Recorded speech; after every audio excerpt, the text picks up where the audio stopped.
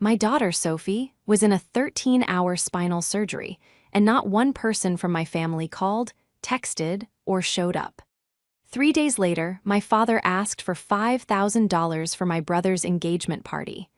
I sent him 1 cent with a note, then cut off every account I owned. This is where the story truly begins, and you won't want to miss what happens.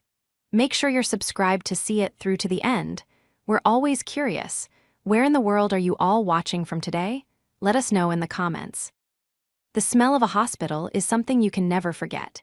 It's a sterile, chemical sharpness that coats the back of your throat and clings to your clothes. For 13 hours, that smell was my entire world. I sat in a hard, beige-colored plastic chair in the surgical waiting room of pediatric orthopedics, my hands clenched so tightly my knuckles were white. My daughter, my brave 16-year-old Sophie, was having a spinal fusion. Her scoliosis, which we had fought with braces and therapy for years, had become too aggressive. The curve in her spine was threatening to crush her lung. The surgery was not optional, and it was dangerous. 13 hours. I had texted my family, my mother Diane, my father Robert, and my younger brother Colin, in our family group chat the night before. Sophie's surgery is tomorrow at 6 a.m. It's a long one, 12-14 hours. Please keep her in your thoughts. The replies were, predictable, my mother, oh dear, sending prayers, folded hands, my father, will do, let us know how it goes. My brother Colin, a thumbs-up liked reaction to the message, nothing else. I arrived at the hospital at 4:30 a.m., holding Sophie's hand as they wheeled her gurney through the double doors. Her eyes, wide with a fear she was trying to hide for my sake, met mine. I love you, Mom. See you in a bit. I love you more, sweetie, I whispered, my voice cracking. I'll be right here when you wake up, right here. The doors swung shut, and the surgery in progress light clicked on.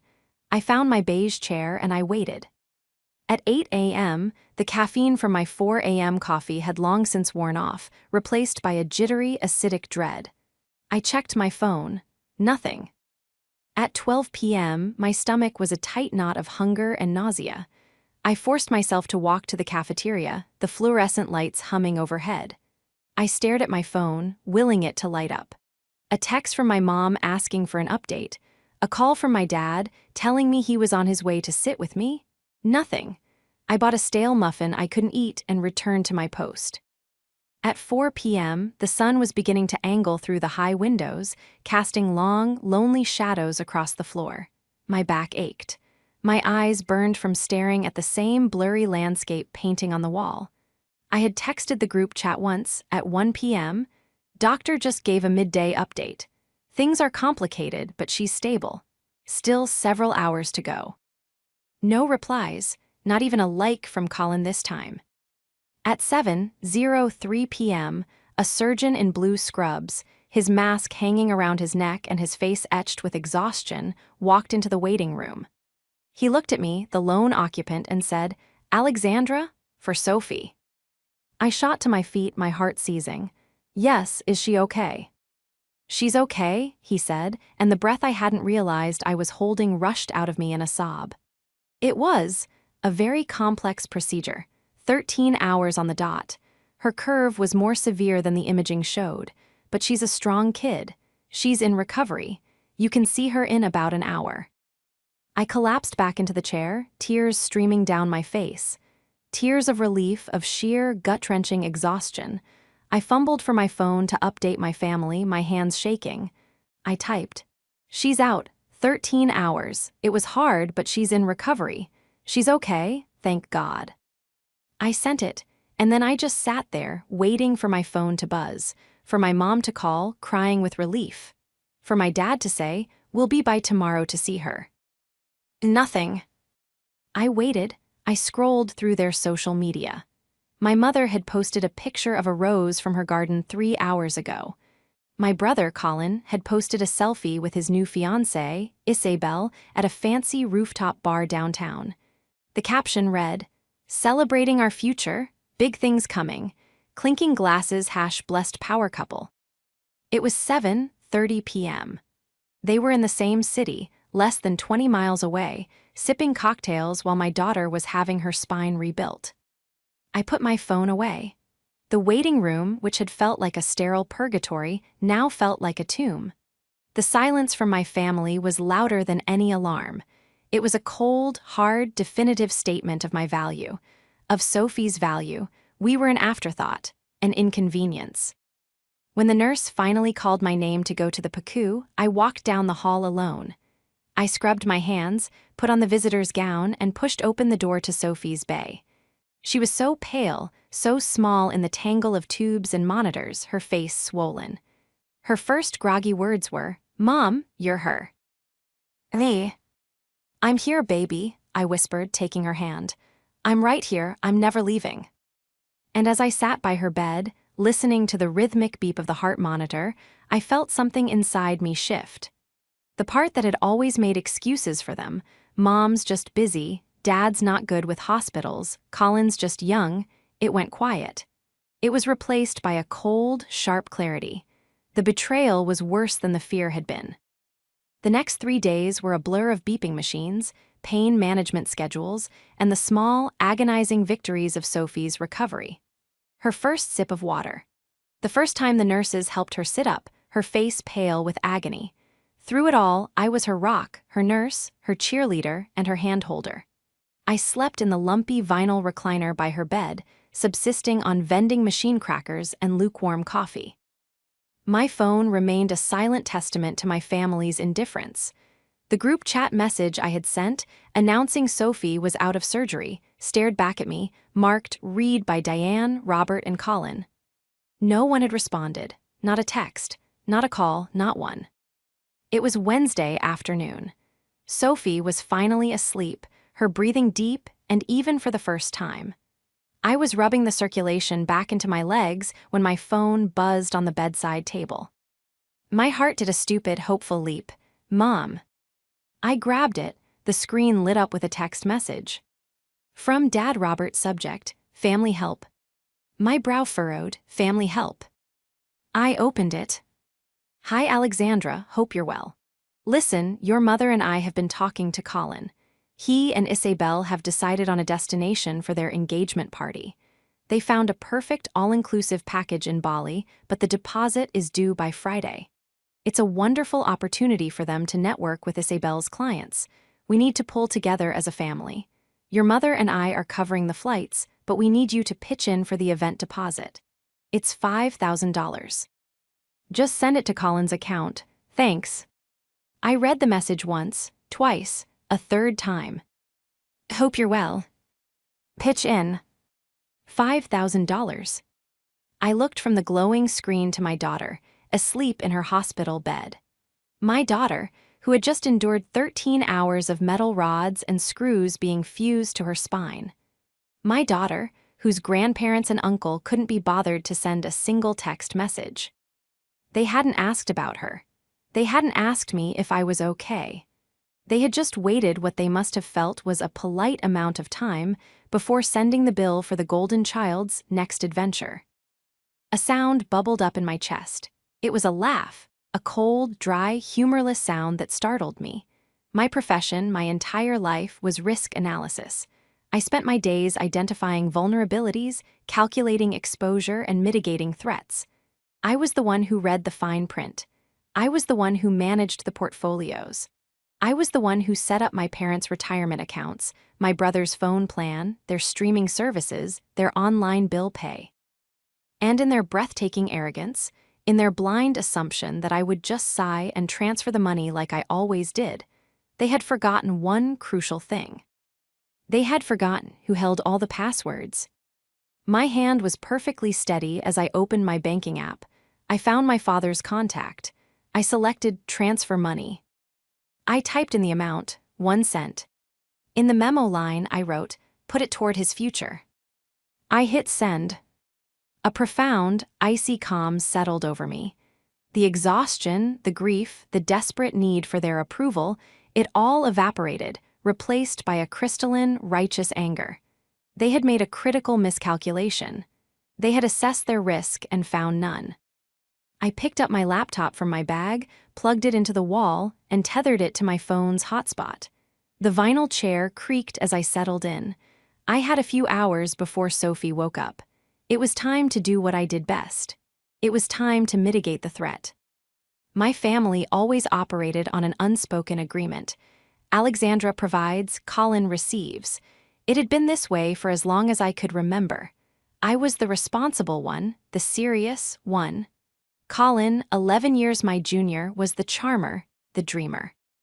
My parents, Diane and Robert, were products of a generation that saw their son as their legacy and their daughter as their safety net. When I got my first job out of college, my first real paycheck went to helping them with a new water heater. When I got my first promotion, I took over their car payments. When I became a senior analyst, I co-signed on their new condo because their own retirement savings, which I also managed, were laughably thin after my father was encouraged into early retirement at 62. I paid for it all quietly because that's what good daughters did. Colin, meanwhile, drifted. His 20s were a string of failed startups. There was the artisanal pickle company I paid for the commercial kitchen lease. There was the dropshipping t-shirt business I paid for the website. And $3,000 in unsold inventory. His latest venture was aspiring influencer. This, apparently, involved him and his new fiancée, Isabel, taking glamorous photos at expensive restaurants, all charged to a credit card for which I was the primary account holder. The card was for emergencies only, a term Colin defined as brunch. Then came Isabel. I had met her exactly twice. The first time was at a strained Sunday dinner. Isabel was beautiful, polished, and carried a $4,000 handbag. She spoke in a breezy, affected accent that didn't quite match her origins. She was a boutique consultant, she'd said, a job that seemed to involve aligning brand energies. She had spent the entire dinner assessing my home, her eyes flicking over my furniture, my art, my kitchen appliances. "Oh, Alexandra," she'd cooed, "this is so cozy. I just adore these classic suburban homes. Colin and I are thinking of something more modern, a downtown penthouse, for entertaining." She had then spent 20 minutes talking about their 5-year plan, which heavily featured a destination wedding, a European baby moon, despite not being pregnant, and a lot of discussion about generational wealth. She kept looking at me when she said it. The second time I saw her, she'd cornered me at my parents' 50th anniversary party. "I've been looking at your brother's finances," she'd said, as if she were his accountant and not his girlfriend of 6 months. "He really has so much potential, but he's just not liquid. We were thinking, if you could see your way to transferring some of his inheritance over to him now, we could really get a jump on our future." "His inheritance?" I'd replied, stunned. "What inheritance? I'm the one paying the mortgage on this house." Isabel had just smiled, a tight, plastic expression. "Don't be dramatic, Alexandra. We all know you're the family's bank. You'll be fine. It's just about unlocking Colin's potential." That was the woman my brother was celebrating his future with. That was the woman my father was asking me to send $5,000 to for a party in Bali, while my daughter was recovering from major surgery. The whole picture snapped into focus there in that dark hospital room. This wasn't just my parents enabling Colin. This was a hostile takeover. Isabel had seen my family not as a family, but as a poorly managed asset, and I was the asset. My role was to be the quiet, reliable well of money they could all draw from while they lived their blessed lives. My daughter's crisis, my own emotional trauma, wasn't even a speed bump to them. It was just an inconvenient time for me to be distracted from my primary function. I pulled up the first account, the shared family phone plan. Administrator, Alexandra. I looked at Colin's number. Device payments remaining, 14. Monthly cost, $128. I clicked Manage Line. My rage was no longer hot. It was a cold, efficient engine. I was a risk analyst, and I was looking at a portfolio that was 100% toxic. It was time to divest. I started with the phone plan. I couldn't just cancel Colin's line. That would be too simple. Instead, I initiated a transfer of liability. I ported his number, his precious influencer contact number, to a brand new pay-as-you-go provider. I created a new account for him under his own name, using his email address. I paid the $10 activation fee and selected the cheapest plan, $15 a month for 1 GB of data. I put a $10 credit on the account. He would have just enough service to receive a single text message telling him his payment method was declined. He was now his own problem. Next, the bank accounts. I was the primary holder on the family emergency credit card that Colin and my parents used as their personal slush fund. I logged in. The balance made my stomach clench. $12,748. Recent charges included Chateau Luxe, $820, a dinner for Colin and Isabel and Glow Spa, $450, a couple's massage, no doubt. I clicked Manage Users. Authorized user, Robert. Status, active. Authorized user, Diane. Status, active. Authorized user, Colin. Status, active. My mouse hovered. I took a vindictive pleasure in the next 3 clicks. Remove user, yes. Remove user, yes. Remove user, yes.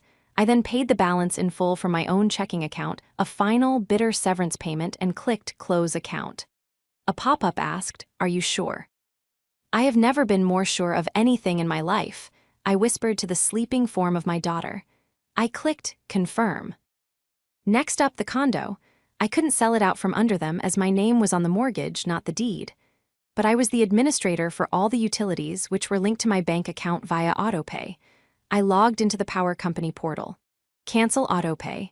Done. The gas company.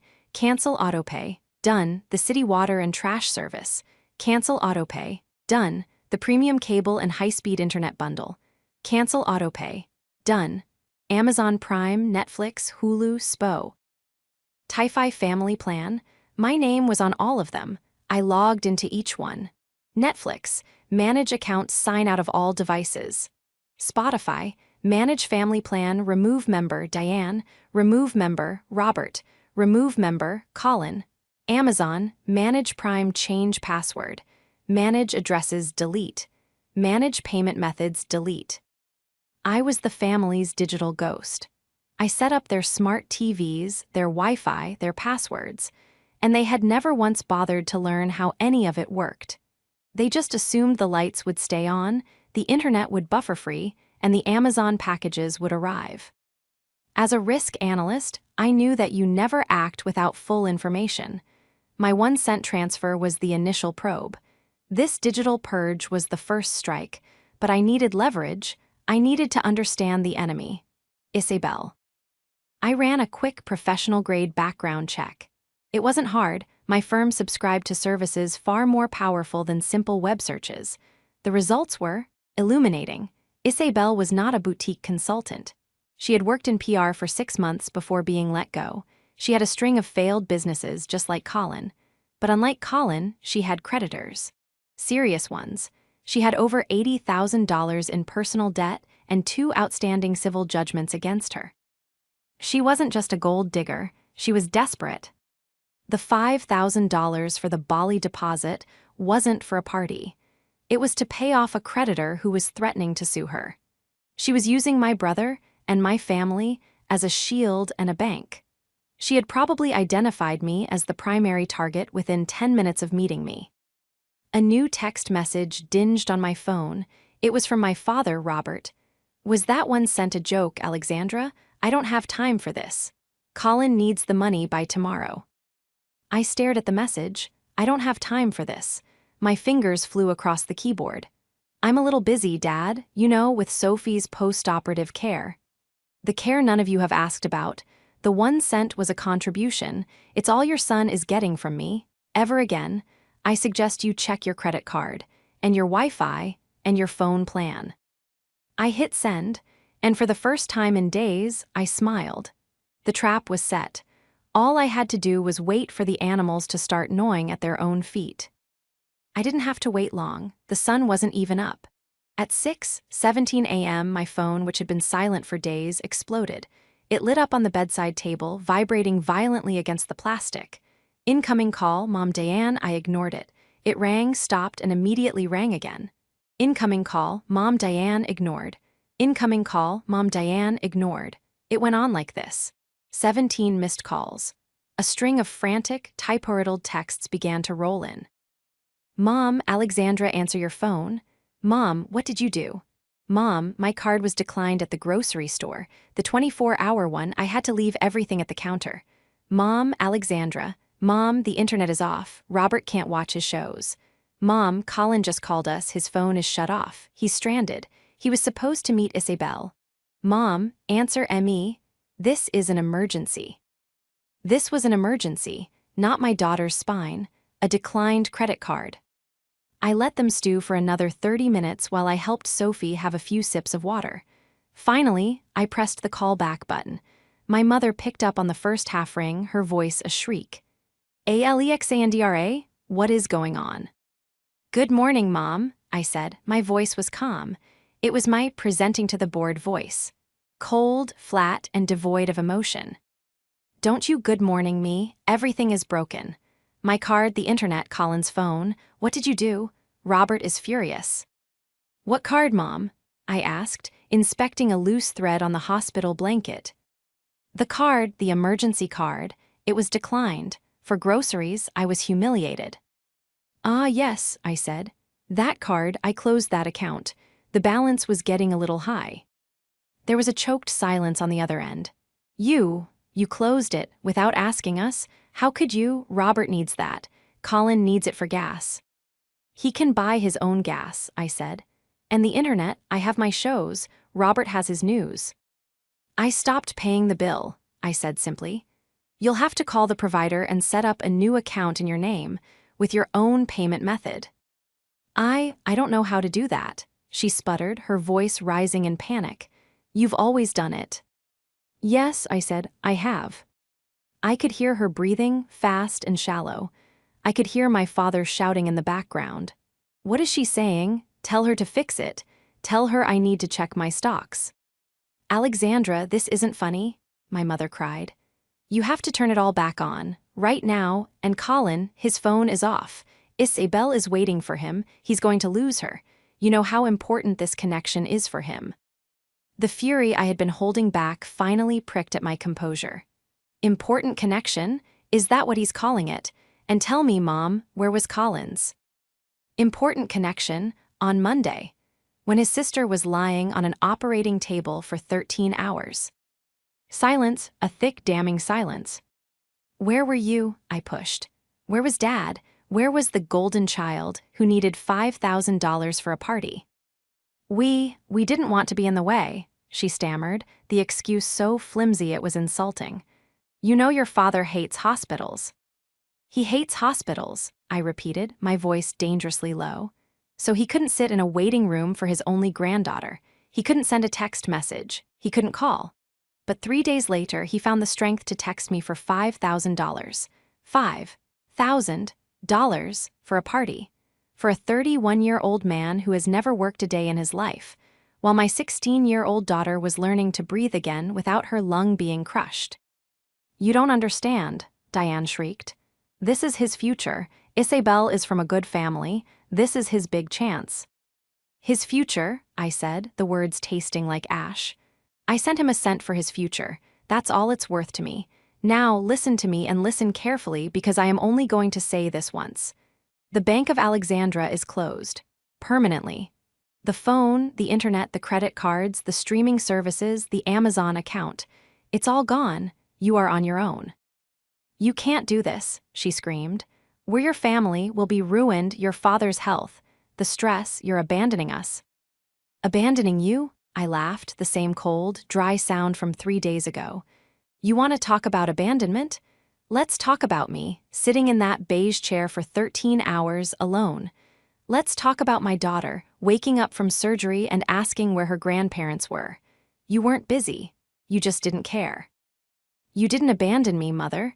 That would imply you were ever there in the first place. You simply forgot I existed until you needed a check. Well, the checkbook is gone. Goodbye. I hung up the phone. The silence that followed was, for the first time in my life, truly peaceful. I turned my phone to Do Not Disturb, allowing calls only from Sophie's doctors. The storm could rage all it wanted on the outside. In this room, there was only my daughter and her recovery. But I knew my family. I knew my mother's hysterics were just the opening salvo. The real assault would come from my father, and then from Colin. My father, Robert, tried a different tactic. He sent a long, rambling email that evening. It was a masterpiece of emotional manipulation. It started with guilt. Your mother is beside herself. She hasn't stopped crying. Moved to indignation. I don't know what's gotten into you, Alexandra, but this behavior is childish. And ended with a threat. You are part of this family and you have responsibilities. You can't just close accounts. You co-signed on this condo. You are legally entangled with us. He was right about the condo. That was a vulnerability, but he was wrong if he thought it was his leverage. It was mine. I replied simply, "You're right, Dad. I am on the mortgage. As such, I'll be contacting a real estate lawyer to discuss our options for forcing a sale of the property. Since I've been paying the mortgage and the bills for 6 years, my equity stake is substantial. You and Mom should probably start looking for a rental." The response was instantaneous. "You wouldn't dare." I didn't bother to reply. The real fallout, however, came from Colin. After 2 days of silence, I assume it took him that long to find a coffee shop with free Wi-Fi, my email inbox was flooded. The subject lines were a journey in themselves. Phone ISNT working? Isabel is mad, turn my card back on right now. Dad said you are selling the condo? Are you insane? The final email was a long, incoherent tirade. He called me jealous. He called me petty. He said I was trying to sabotage his happiness because I was old and miserable. He said Isabel was the best thing that ever happened to him and I was ruining it. He demanded I fix this and transfer the $5,000 plus an extra $1,000 for emotional distress. It was pathetic, but it was also dangerous. I knew Isabel was the one writing these. The language, sabotage, emotional distress, was hers. She was desperate. My brother was a puppet, and she was pulling the strings so hard they were about to snap. They were panicking, and panicking people do stupid things. My suspicions were confirmed when I got a call from a polite-sounding man at my bank's fraud department. "Ms. Alexandra, we're calling about some unusual activity on your accounts. We blocked an attempt to add a new user to your primary checking account. The user's name was Isabel." My blood ran cold. That is absolutely not authorized. "That's what we thought," the agent said. "The request came via a phone call. The person had your mother's name, Diane, and passed the initial security questions, your father's birthday, your child who. D Street. But when we asked for the 2-step verification code sent to your phone, they couldn't provide it. My mother, she had actively tried to give Isabel access to my personal checking account, not the family card, my salary, my savings, my daughter's college fund. The last bit of familial sentiment I held onto, the tiny, lingering ember of she's just misguided, turned to ash. This wasn't enabling. This was conspiracy. They were actively trying to steal from me. I thanked the agent, added new layers of security to everything, and changed all my passwords again. Then I printed out the information I had on Isabel, the $80,000 in debt, the civil judgments. I put it in a crisp manila envelope. I knew they weren't done. I knew they wouldn't just fade away. They would have to see in person that the well was dry. 4 days later, Sophie was finally discharged. The relief of walking her through our own front door, of getting her settled in her own bed, was indescribable. I was fluffing her pillows when the doorbell rang. I knew who it was. I could feel it. I walked to the door and looked through the peephole. There they were, not my parents, but Colin and Isabel, standing on my welcome mat. Colin looked rumpled and furious. Isabel, however, was perfectly composed, wearing a sharp white blazer, her expression one of polite, venomous concern. I opened the door. "Alexandra, thank goodness," Colin blustered, pushing past me into my foyer. Isabel followed, her eyes doing that same old assessment of my home. "We've been calling you. Why haven't you been answering?" "I've been busy, Colin. My daughter just got home from the hospital. Right, yeah, hope she's okay, he said, waving a dismissive hand. Listen, Alex, this has gone on long enough. Mom is a wreck. You need to fix this. You need to apologize to Isabel. I turned my gaze to Isabel, who was smiling at me. Alexandra, she said, her voice like smooth, cold silk. I think there's been a terrible misunderstanding. We're all family here. I know you've been under a lot of stress with Sophie, but your parents are very distressed. What you've done is, frankly, very cruel. They're elderly. You can't just cut them off. Is that what you're here for? I asked, crossing my arms. To advocate for my parents. I'm here, she said, stepping forward, because Colin and I have a future, and you are standing in the way of it. That $5,000 was a deposit, Alexandra, a non-refundable deposit. Because of you, we lost it. Oh no, I said, my voice dripping with false sympathy. You lost the Bali deposit? That's a shame. So $5,000 gone just like that. Yes, Colin yelled, and it's your fault. You owe us that money. I owe you, I said, nothing. But since you brought up the $5,000, Isabel, let's talk about it. Let's talk about the non-refundable deposit. Or should we talk about the civil judgment against you from Banner Associates for $6,800? Or the $12,400 you owe Capital One? Because I'm a risk analyst, Isabel. I check the fine print. The smile on Isabel's face didn't falter, but her eyes went dead. Colin just looked confused. What? What is she talking about, Izzy? She's lying, Isabel snapped, her composure cracking for just a second. She's jealous, Colin. She's trying to drive us apart. Am I? I walked to the hall table and picked up the manila envelope. I pulled out the printouts. Here you go, Colin. This is your fiancé, $82,000 in debt. 2 outstanding warrants for failure to appear in court for non-payment. The Bali deposit wasn't for a party. It was to pay off a creditor who's about to garnish her wages. Except she doesn't have any wages. Colin's face went white. He took the papers from my hand, his own hands shaking as he read them. Isabel, is this true? Isabel's face contorted from polite concern to pure, reptilian rage. You B-word, she shrieked at me. You had no right. That is private information. I'll sue you. Go ahead, I said calmly. You'll have to find a lawyer who works pro bono. Now, get out of my house. Colin, she screamed, turning to him. Are you going to let her talk to me like that? She's trying to ruin us. Colin was just staring at the papers, his world visibly collapsing. You lied to me. You lied about the money. You told me your parents were. You told me. Your parents are broke, Colin. Isabel spat, her mask completely gone.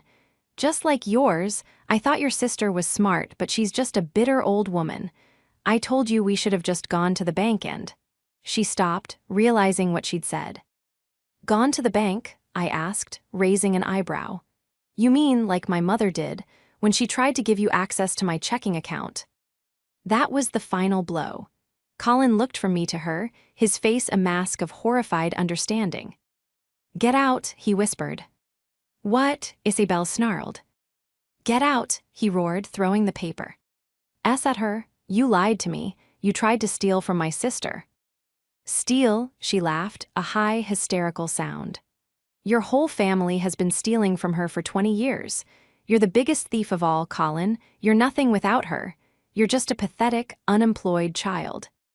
She stormed out the door, slamming it so hard a picture fell off the wall. Colin stood in my foyer, breathing heavily, tears of shame and rage in his eyes. He looked at me, his mouth opening and closing before he finally just deflated. Alex. You should go, Colin, I said, my voice flat. I was too tired for his apology. It meant nothing. He looked down at the floor, then turned and walked out the door, leaving it open behind him. I watched him shamble down the walkway, a 31-year-old man who had just lost everything he thought he had. I closed the door, locked the deadbolt, and leaned against it, closing my eyes. Mom, Sophie called weakly from her room. Who was that? You were yelling. I walked to her room and sat on the edge of her bed, stroking her hair. It was just your Uncle Colin, sweetie, I said. He won't be bothering us anymore. The downfall was not cinematic. It was a slow, quiet, administrative process, which felt appropriate. My father, Robert, tried to call a lawyer, who promptly informed him that forcing me to pay their bills when I was not legally obligated to was impossible. The lawyer also confirmed that as a co-signer on the mortgage, I had every right to force a sale of the property to recoup my equity. Faced with reality, they sold the condo. The market was good, but after the mortgage was paid, my equity was returned, and their small portion was taken, they were left with very little. They moved into a small, one-bedroom apartment in a 55 and over community an hour outside the city. My mother had to get a part-time job as a receptionist at a dental office. My father, for the first time in a decade, had to learn how to manage his own finances. Colin vanished for a while. I heard from a cousin that Isabel had, in fact, left the country. Colin, cut off from me and with no one to mooch off, ended up moving in with my parents. He got a job at a big-box hardware store. I saw him once, months later, pushing a line of shopping carts in the rain. He looked up, saw me, and immediately turned away, his face red with shame. I felt nothing. Not pity, not anger. Just nothing. My life, on the other hand, began to open up. The budget line items that used to be mom and dad condo, Colin emergency, and family misc were now Sophie college fund, travel, and savings. The emotional weight was even greater. The constant, low-level anxiety of waiting for the next financial emergency was gone. I no longer dreaded the sound of my phone. Sophie's recovery was long, but she was a fighter. 6 months after the surgery, she had a follow-up appointment. Her surgeon put her X-rays up on the light box. Her spine was straight and strong. "She's a textbook case, Alexandra," he said, smiling. "She's cleared for all non-contact activities. She's going to be just fine." That night, Sophie and I sat at the kitchen table, and I opened my laptop. "So," I said, "that trip to Bali never happened for your uncle." Sophie grimaced. "Gross, good." "Well, I was thinking," I said, turning the laptop toward her. "I had the booking page for a flight to Italy open. You've worked so hard, and you've always wanted to see Rome. I think we've earned a vacation, just us." Her eyes lit up, truly lit up for the first time in a year. "Mom, are you serious?" "Completely serious," I said, pulling out my new credit card, the one with only my name on it. 2 months later, we were standing in the middle of the Colosseum. The sun was warm on our faces. Sophie, who was now 2 inches taller than me, was laughing, taking a picture of a stray cat. She was strong, healthy, and happy. My phone buzzed in my pocket. For a split second, that old reflex of dread tightened my chest. I pulled it out.